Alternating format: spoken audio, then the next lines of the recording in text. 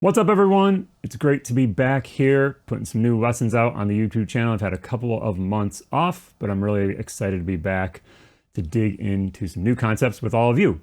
So today we're kind of digging in to the virtual studio mailbag to answer some of your questions. Nathan writes, I'd like to be able to take more solos in my big band. It's not a problem if the solo is written out, and I'm getting more adept at simpler blues changes. Any advice on sight reading changes in big band on a traditional swing tune, i.e. Nestico Bassy? Maybe strategies on simplifying things to sound half decent until you get a chance to properly work on the chart by yourself later. Maybe pentatonics are a solution. If so, a refresher on which scales to slot in. I thought this was a really great question that Nathan posed, and something that would definitely be something that we could talk about and break down here, and hopefully will be useful to all of you. So that is what we're dealing with today: how to sight read chord changes and sight read as an improviser. There's a couple things we want to consider when we are sight reading, and also how we practice sight reading. The biggest thing you've got to consider before you start thinking about the harmony, the scales, all that type of stuff, is the foundations of good musicianship are the most important thing to focus on when you're sight reading. Good sound, good time, good feel, good intonation. These are oftentimes very challenging to make happen when you're sort of under duress, whether you're actually reading the chart or you're improvising. But making sure that these stay at the forefront of your mind when you're improvising as a sight reader, which might mean simplifying what you play so that way you can focus on these things, super, super important. And will actually do more to make you sound convincing in a sight reading situation versus any of the music theory or any of that kind of stuff you could learn. So make sure that that's at the forefront of what you are thinking about. So assuming that all of our foundations are really working, let's talk about how we actually deal with improvisation when we're sight reading. So there's two main areas that I would like to focus on today. The first are some of the large scale things we think about, and the second is a little more the nitty gritty of the harmony, how we apply some of this stuff. The tune we are going to use today as an example is the Frank Foster tune, Shiny Stockings. It's made famous by the Count Basie Big Band. There's not actually always a trombone solo in this song in most of the typical arrangements. However, I think it really fits the bill to like a typical seeming big band chart. The changes are pretty typical. It's a medium swing, and we would just encounter songs like this very often if we're in sort of a big band reading situation. I think that's the most often place where we are expected to sight read as an improviser. So the first thing we want to consider is, what is the form of the tune? We can sometimes get this from the changes. We can sometimes get this from the melody. It really requires a very quick scan of the page to look, okay, well, are there repeated sections? Are there sections in the changes that are repeated? Have I heard the melody already by the time that I have to solo, and maybe heard all the way through the melody, and I can mentally keep track of what is what? Hopefully you have some rests before you have to solo for a couple sections, and you can kind of sort out what is what. For Shiny Stockings, the form is an A-B-A-C form. We might call it A-B-A-B prime. The C section is only slightly different than the B section in this tune, but I would probably call it an A-B-A-C. That's really important when we're improvising so that we can keep track of where we are in the form, and especially if we're going to play a couple of choruses, that we know where we are in that formal structure throughout the entire solo. Once we feel like we know where the form of the tune is, you want to make sure you have a really clear idea about how many choruses you're going to play, if it is a sort of defined solo, or maybe about how many choruses you're going to play if it's open. And also be very wary of if there are any solo breaks, particularly at the beginning of the solo or maybe throughout the solo. I've heard many a good improviser fall on their face on a big band gig because they just weren't ready for a solo break. Maybe they didn't get their microphone up soon enough, or they didn't stand up soon enough, or they just weren't ready. So then they kind of fall on their face for that first statement of the solo, which then kind of sets the tone for the rest of the solo. And even if they played a really great solo otherwise, if that solo break is not in time with a relatively clear idea, the audience is going to be left with a certain impression, which we probably don't want. Now that we've talked about some of the large scale elements at play, let's actually get into the nitty gritty of this tune, look at the harmony, and see how we can apply some concepts to it when we are sight reading. The first thing we need to do when we've got that new set of chord changes in front of us is create a little bit of a map of where the key centers are. This is mostly going to be defined by 2/5s when we're playing a straight ahead jazz tune, and the tune Shiny Stockings is no different. It is a 2/5 based tune.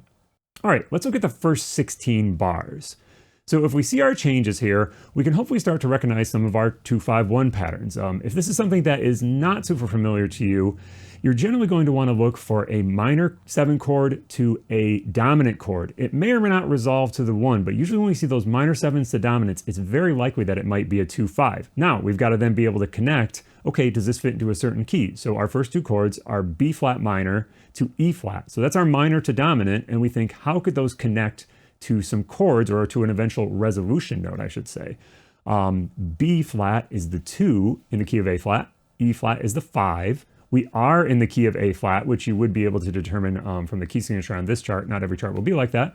So this way we can know that that is a 2-5. And so we're looking for these 2-5s. They're not always going to be in the key. It's going to move around to different key centers, very likely. But that is what we're looking for to define our key signatures, key centers. So we start by having 2 2-5s in a row, and then eventually resolving to A flat, eventually resolving to the tonic. And if we keep looking down the page, we're going to see some other 2-5s. We will see some other chords. We're going to talk about those in a moment. So the next one we come to is a C minor 7 to F7. That is a 2-5 to B flat. So that kind of moves our key center a little bit. And then we continue on. We have another 2-5 to A flat. And then again, we have a 2-5 that goes to B flat. Neither of those resolve where they're supposed to, which is very typical, but momentarily we're sort of in those key centers. And then eventually we have a D minor 7 to G7, which then goes to C. It does resolve to its key center there. So knowing where those key center happens is absolutely crucial to navigating a tune in a sight reading fashion. For many charts, if I'm in a sight reading situation, that's all I care about, is where are my main key centers and where do they resolve to where they're supposed to, like we do where we have D minor 7 to G7 to C, and where do they not resolve where they're supposed to, like some of the other places in this tune. Once I know that, I think, all right, well, I've got a couple strategies I can take to navigate through these key centers. If you're feeling pretty good about having some 2-5-1 language together, some vocabulary, you can really apply that stuff here, really lean on that 2-5-1 knowledge to help you navigate this tune.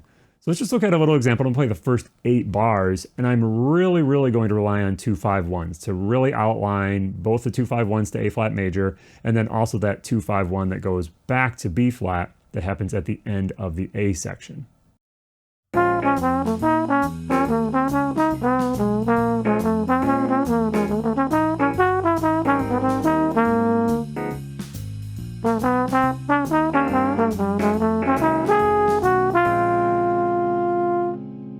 That's one approach. Now that takes a fair amount of ability to have all these 2-5-1s at your ready disposal, be able to play them confidently with good time, all that type of stuff. If you're looking for a way to simplify this a little bit, let's think in terms of just key centers. Instead of feeling like I really need to play the changes, quote unquote, over all those 2-5s, I'm just going to think generally I'm in A flat for those first 4 bars. Now, I might need to be a little selective about what chord tones I land on, especially when I want to eventually resolve to the A flat bar in the A flat chord in the 5th measure.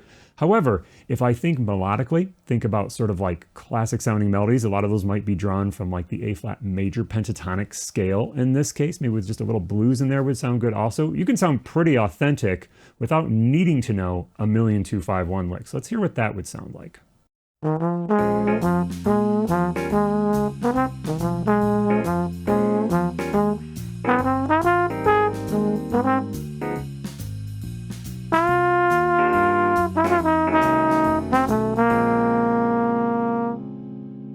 Even if you weren't sight reading, this approach to soloing where we think over top of the changes can be very effective oftentimes and should be something that we have sort of in our arsenal no matter what we are doing. Another great way that you can simplify this sort of stuff is by looking for a through line of voice leading through these chords. We oftentimes think of thirds and sevenths when we're thinking how the voice leading works on 2-5-1s or just in jazz in general. However, there are many choices that you could do to work through these chords. For example, if I wanted to start on the first chord, I could start on an F. So I would build my ideas starting on that F, weaving maybe down through the changes, so maybe an F to an E flat when I get to the E flat chord, maybe down to D flat on that next B flat minor chord. Now from there, I could go back up to E flat, or maybe I go down to the C and look for another way to get to the eventual A flat chord.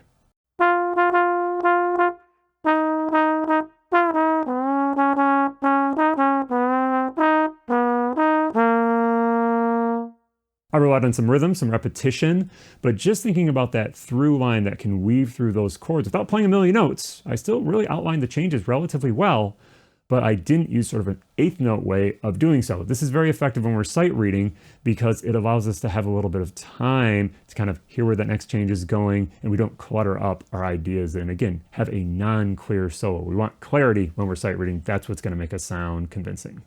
All right, that takes care of our 2-5-1s. That's the majority of this tune.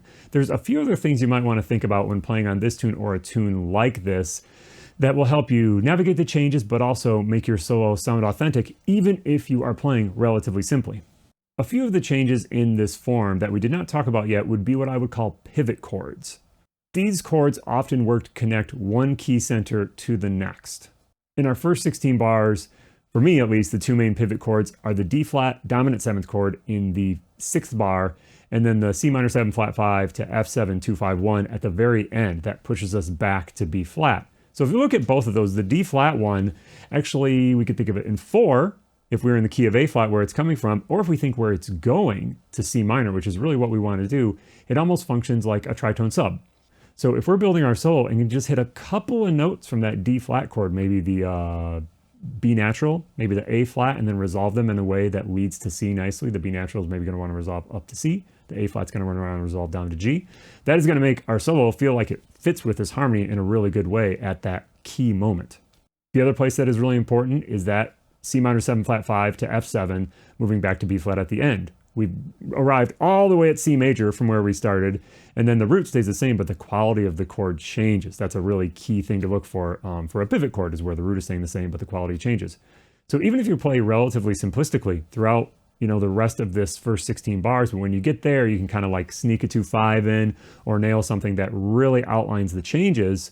That is going to make your solo sound authentic, and the listener, I hate to say you're going to have fooled them, but your solo will sound like it has a lot of stuff together, even though you were really just trying to key in that one place and the rest of it being very simple. Let's hear what that would sound like if I play relatively simply, but then I really try to nail that 2-5, getting back to the beginning of the form.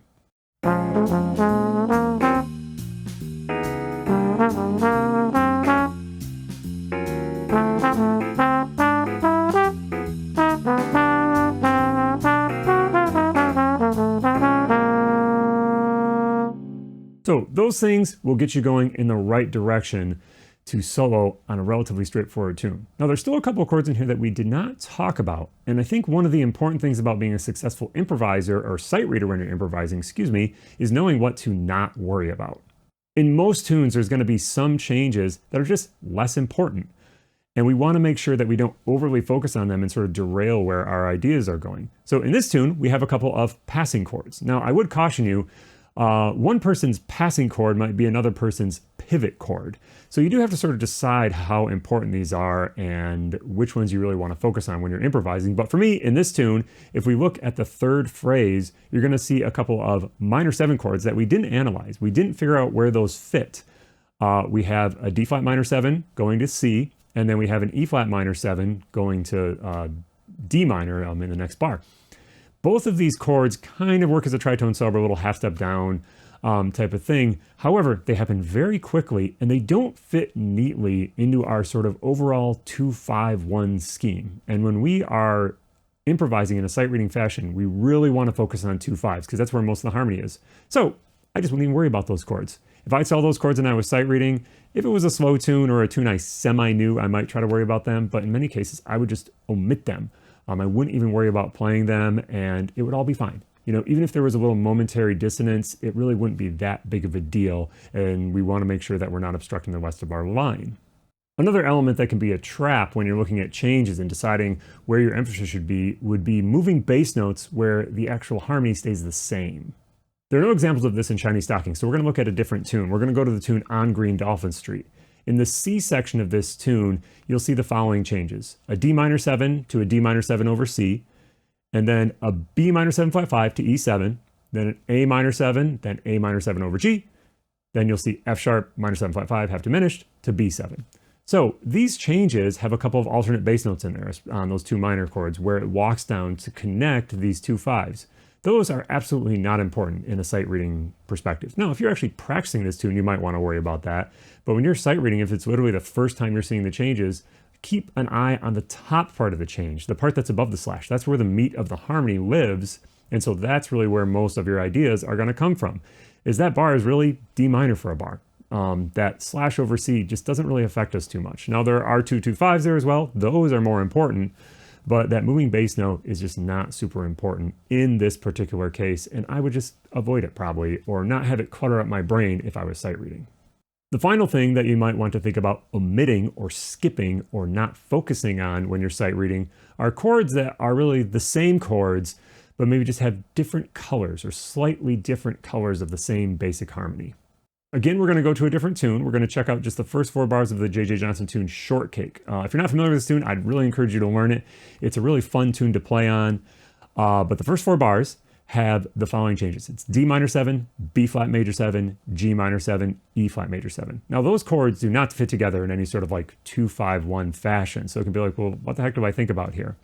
You might find it more effective to think, again, over top of these changes. We can really think of D minor 7 and B flat major 7 as very, very similar. It's really just the bass note that changes, and then that sort of changes the color of the chord. The same thing with G to E flat. All the chord tones remain the same. We just add an E flat when we go to the E flat chord. So we can actually think about D minor for 2 bars and then G minor for 2 bars, and actually probably help streamline our ideas a little bit. Let's check out what that would sound like.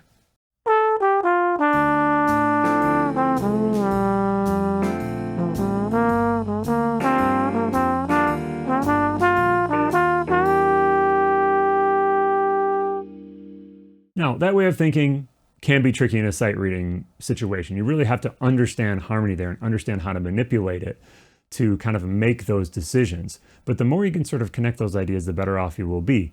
You can actually take it a step further here, and you could extend D minor over that entire 4-bar section. You'll really be stretching the harmony a little bit, but it'll sound really good because you'll be going from an area where it's very inside the chord in the D minor to where all the way you get to the E flat chord, you'll actually be playing like Lydian type of sounds, sharp 11 type of sounds if you were to just stay on D minor, particularly D minor pentatonic. That's what would be the most useful here. So again, looking for those places where we can stretch over the chords is very helpful. Let's hear what that would sound like.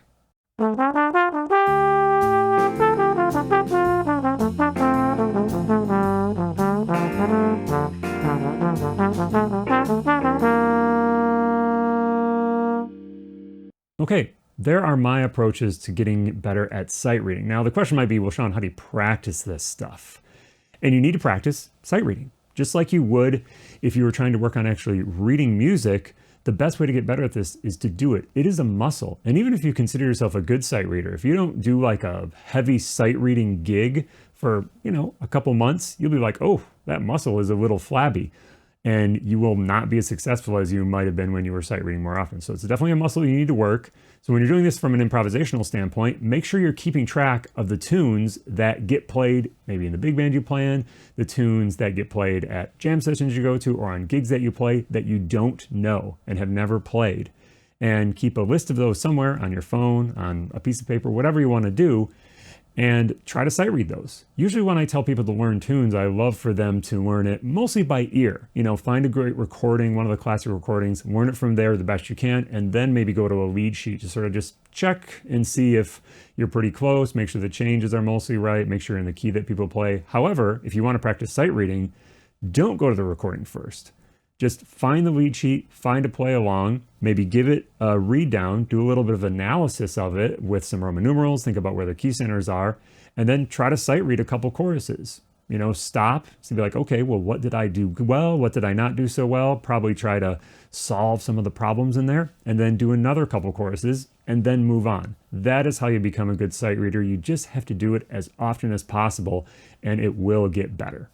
Cool. Thanks to Nathan for that question about how to improve on this aspect of our musicianship. If any of you, whether you're in the virtual studio or not, ever have a question, hit me in the comments. I'm always interested to know what the people who are actually checking out these videos are interested to learn about, and I will try to include some of that stuff in the material that we cover. All right, I'll see you in the woodshed.